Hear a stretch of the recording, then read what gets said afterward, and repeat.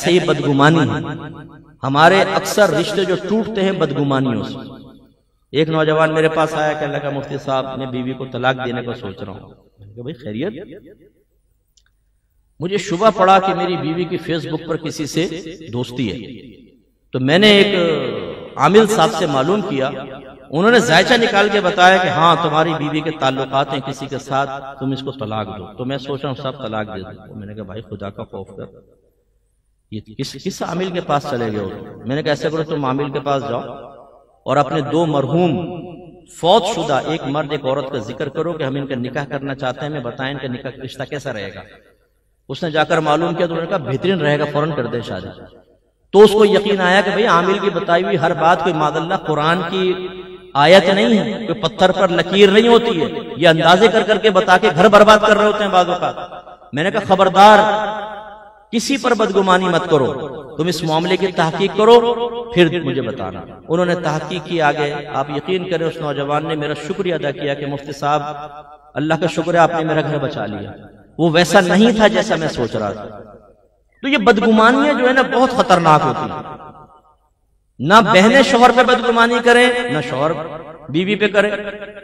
اگر بیوی نے پاسورڈ لگا رکھا ہے تو خامخواہ بدگمانی, پاسورڈ کیوں لگا رکھا ہے اپنے موبائل کے اندر, ضرور کوئی چکر ہوگا.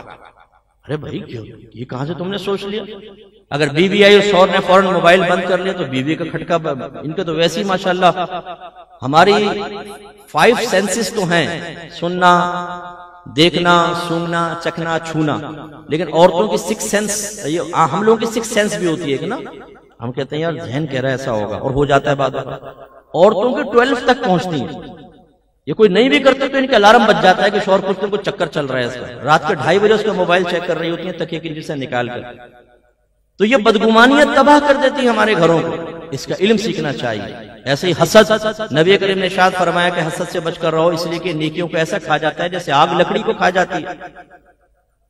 تو مرد کو چاہیے یہ سب ظاہری گناہ, باطنی گناہ. اب مثال دیتا ہوں. آپ مسجد میں وضو کرتے ہیں اور میں نے اکثر کو دیکھا ہے کہ مسجد کے فرش پر آ کر پھر یوں سارے قطرات گرا رہے ہوتے ہیں.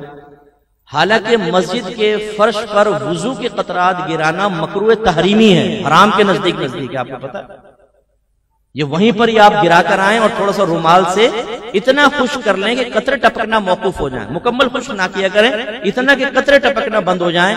پھر آپ مسجد میں آئیں. انشاءاللہ یہ جو تھوڑا بہت تری ہے یہ بروز قیامت نیکیوں کے پلڑے میں تولی جائے گی. یہ نبی کریم نے فرمایا.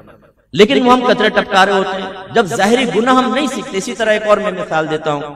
یہ جو پیشہ ور فقیر ہے, اللہ تعالیٰ نے فرمایا تعاونوا علی البر والتقوی ولا تعاونوا علی الاثم والعدوان. نیکی اور بھلائی کے کاموں میں ایک دوسرے کے ساتھ تعاون کرو, گناہ اور زیادتی کے کام میں تعاون نہ کرو. لیکن ہم ان پیشہ ور فقیروں کو دے رہے ہوتے ہیں. یہ بزنس مین لوگ ہیں, ان کی پوری چین ہے. اگر آپ اس چین پہ چلتے جائیں تو اینڈ کہاں پر ہوگا آپ کی عقل حیران ہو جائے گی. ماشاءاللہ آپ کراچی کے رہنے والے ہیں, سب سمجھدار ہیں, تو بے وقوف لوگ نہیں بیٹھے ہوئے. یہ سب بزنس والے ہوتے ہیں جو بالکل یوں ہل کے یوں مانگ رہا ہوتا ہے نا. رات میں چپکے سے آپ وہاں پہ اس کے پاس رہیں کہ دور کھڑے ہو کر دیکھیں رات کو ہاتھ بھی سیدھے ہو جائیں گے اس کے, یہ ہل جل پارٹیکل بھی ختم ہو جائے گا. اسکوٹر چلا کے جا رہا ہوگا وہ. آپ حیران ہو جاؤ گے کہ اتنا بڑا ڈرامے باز سارا دن دھوپ میں کھڑو کے ہلتا رہا ہے اور ایک دم چاقو چوبند جا رہا ہے. میں نہیں پتا کہ آپ کو نہیں پتا کیا ہے. ان کو دینا گناہ ہے, اس لیے کہ آپ کے نبی کریم صلی اللہ علیہ وسلم نے ارشاد فرمایا کہ جو بغیر ضرورت کے سوال کرے وہ بروز قیامت اللہ کی بارگاہ میں اس حال میں آئے گا کہ اس کے چہرے پر گوشت نہیں ہوگا. انہیں اللہ ذلیل و خوار کر دے گا. اور ایک روایت میں صحابہ کرام نے پوچھا رسول اللہ ضرورت کی مقدار کیا ہے کہ جس کے بعد سوال جائز ہو جاتا ہے؟ آپ نے فرمایا اگلے وقت کا کھانا. یعنی اگر کسی کے پاس اگلے وقت کا کھانا نہیں ہے تو وہ ہاتھ پھیلائے, وہ لے سکتا ہے, ورنہ منع ہے.